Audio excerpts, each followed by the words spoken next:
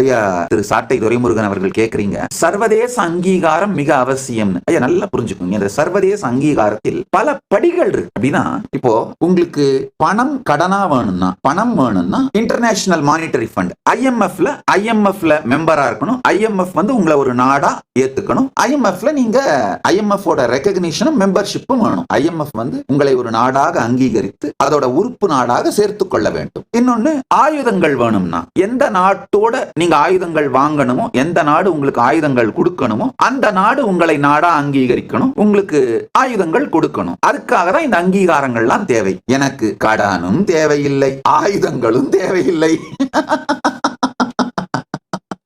அதனால எனக்கு தேவையான சர்வதேச அங்கீகாரம் என்னன்னா, கலாச்சார ரீதியாக எங்களை ஒரு நாடுன்னு, அப்பொலிட்டிக்கல் நேஷன், நாங்க ஒரு அப்பொலிட்டிக்கல் நேஷன், அரசியலை தாண்டிய, சாதாரண அரசியலை தாண்டிய நாடு.